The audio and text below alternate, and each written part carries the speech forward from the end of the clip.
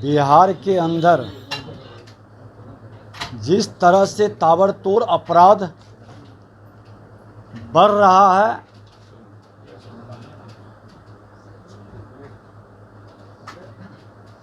और सुशासन बाबू फर्जी आंकड़ा पेश कर रहे हैं कि अपराध घट रहा है,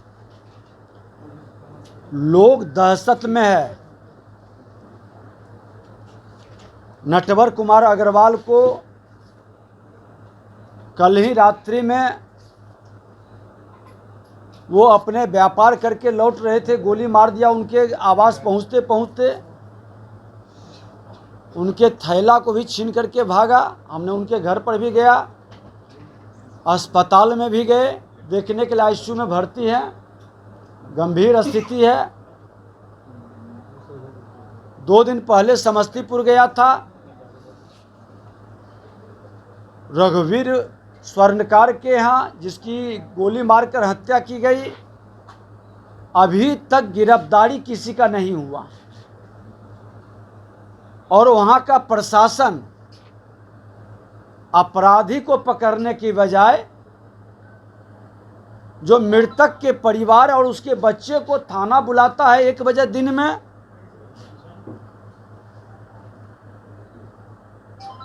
और 2:30 बजे दिन में वो आता है और 1 बजे रात को उसको छोड़ता है। एक तरह से मानसिक टॉर्चर किया जा रहा है ताकि थाना में कम से कम मुकदमा दर्ज हो। और इस तरह के प्रशासनिक मानसिकता से जो ये आंकड़े का ग्राफ दिखाते हैं, ये दुर्भाग्यपूर्ण है। अपराध और भ्रष्टाचार के मामले में ये लोगों को जितना वर्गलाने का प्रयास करें, आज समस्तीपुर में मोहम्मद दानिश और इसकी अरेस्टिंग भी हुई थी। जो मृतक था उसके बच्चे कोचिंग सेंटर चलाता था, वहाँ पर आकर के लड़कियों के साथ छेड़छाड़ इन लोगों के द्वारा किया गया।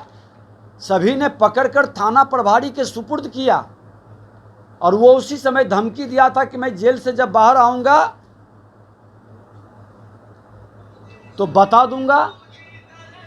थाना प्रभारी काउंटर केस करके उसके बच्चे को परेशान कर करके दोनों के बीच समझौता करवा दिया।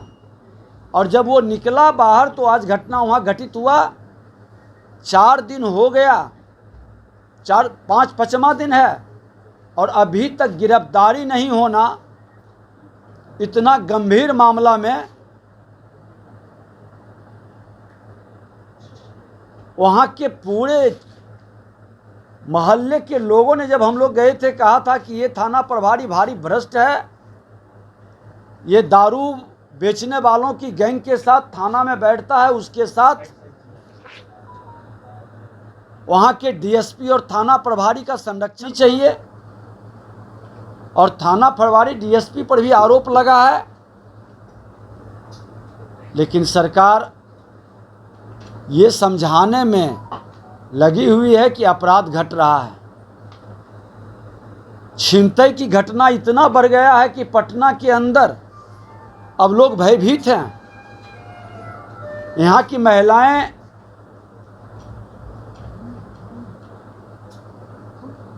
सोना के चेन पहन करके निकलने में डर रही है। और सरकार की इस तरह की मानसिकता कहीं न कहीं लोगों को भयभीत कर रहा है। ऐसे सुशासन बाबू कुर्सी कुमार 2000 में आए थे और उन्होंने उस अराजकता के माहौल को नहीं देखा। मंत्री के रूप में थे, आए थे, बहुमत नहीं सिद्ध हुआ, फिर जाके दिल्ली में मंत्री बन गए। भारतीय जनता पार्टी के लोगों ने संघर्ष किया अपना खून और पसीना बहाया, लड़ा, और जहां से हम चले थे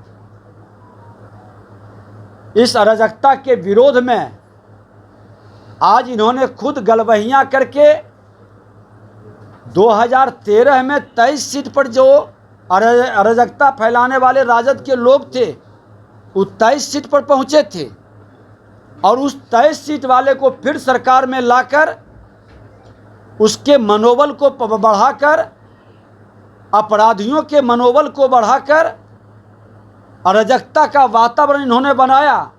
जब इनकी परेशानी हुई तो फिर उन्होंने भागा, भारतीय जनता पार्टी के साथ मिला, और भारतीय जनता पार्टी ने सोचा कि इनको पश्चाताप हो रहा है कि हमसे गलती हो गई, लेकिन ये बड़े भाई और छोटे भाई अंदर से मिले हुए हैं। बिहार के अंदर अराजकता फैलाने में इनकी भी कम भूमिका नहीं है, और आज जितनी भी अपराध की घटना हो रही है, पुलिस प्रशासन का मनोबल गिरा हुआ है, पुलिस प्रशासन दबाव में काम कर रही है, अपराध की घटना थाना में दर्ज नहीं हो पा रहा है, और जो दर्ज करता है उसको टॉर्चर किया जा रहा है। एक नकारात्मक वातावरण बनाया जा रहा है। ये लाख सफाई दे दें, अगर जो इस तरह की वातावरण को नहीं रोका गया और अपराधियों की सरकार चलाते रहे तो पूरी तरह से अराजकता की पूर्ण जिम्मेवार मुख्यमंत्री जी होंगे। मुख्यमंत्री जी बिहार के अंदर भ्रष्टाचार और अपराध की गंगोत्री तो बहा ही रहे हैं, उसे संरक्षित भी कर रहे हैं। आपने देखा कि प्रमाण के साथ जिस विषय को हमने भ्रष्टाचार का मामला को रखा था, आज तक उसका जवाब इन्होंने नहीं दिया, और वो मामला हम छोड़ेंगे नहीं। हर विभाग के अंदर कई भ्रष्टाचार का मामला उजागर होगा, लेकिन भ्रष्टाचार और अपराध को लेकर के ये देश की राजनीति का जो सपना देख रहे हैं, यह दुखद और दुर्भाग्यपूर्ण है कि जो अपना राज नहीं सही ढंग से संभाल पाए, जो राज्य के अंदर एक भय का वातावरण, अपराध का वातावरण बना है, और उस अपराध को रोकने में असफल हैं। अब उन्हीं का एक आंकड़ा है, उन्होंने दिया है कि संज्ञेय अपराध, अब देखिए संज्ञेय अपराध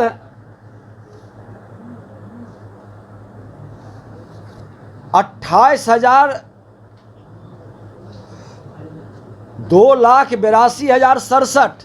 उनका कहना है कि एक ही दिन में जंगल राज आ गया। जंगल राज की विषय नहीं है। जो अराजकता फैल रही है, एक शुभारंभ जब होता है, जब मनोबल अपराधियों का बढ़ता है, तो ये अराजकता कहीं न कहीं बिहार को उस रसातल में ले जाएगा जहां पूरा देश के लोग बिहार आने से बचता था। बीजेपी वॉशिंग मशीन है, कोई भी अगर दागी जाता है वहाँ धुल जाता है।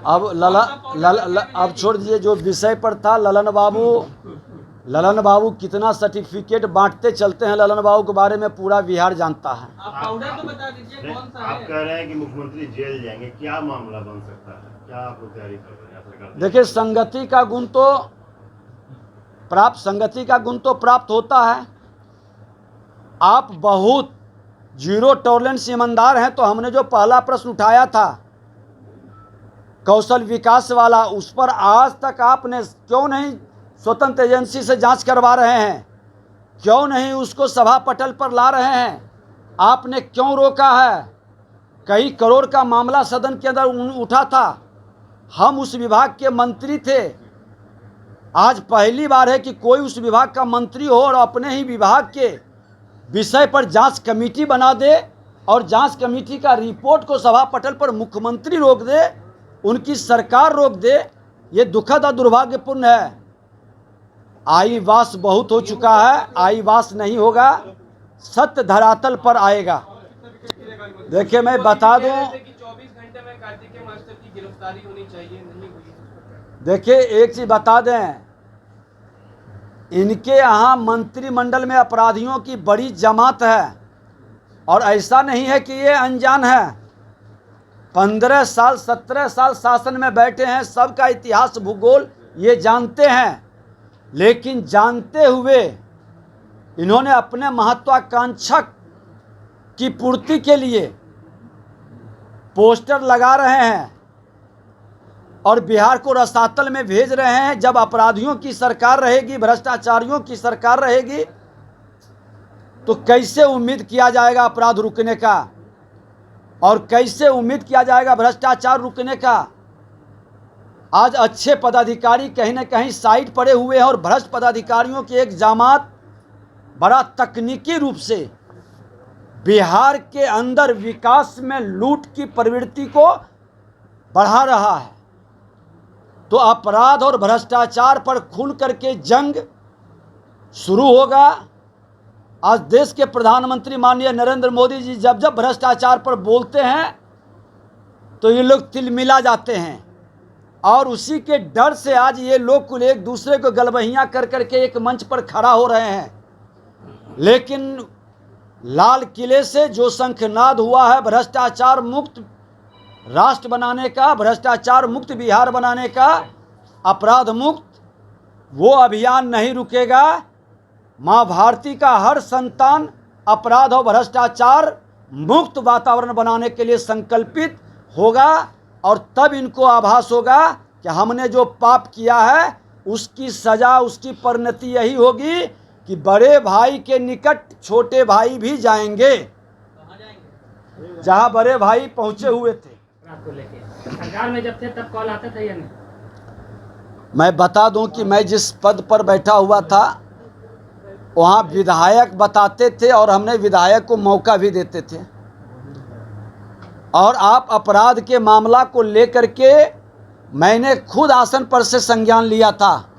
जो आपने हमारा और मुख्यमंत्री जी का मधुर संवाद सुना था पूरा देश, ऐसा नहीं है कि मैं जब उनके साथ था तो आंख बंद किए हुए थे।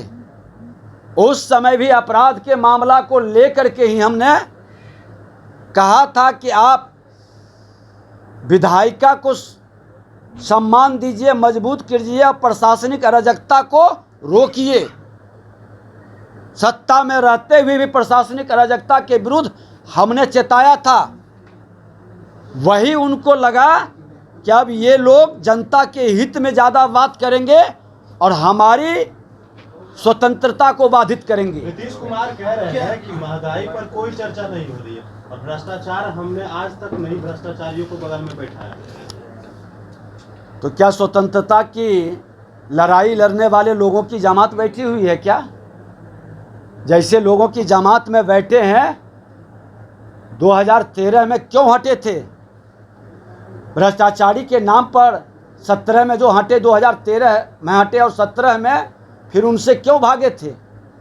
भ्रष्टाचार के नाम पर ही तो भागे थे, और आज उसी से गलबहियां कर रहे हैं। तो क्या वो भ्रष्टाचार मुक्त हो गए? जिनको आदर्श बना रहे हैं क्या उनको सज़ा याफ्ता अब नहीं है?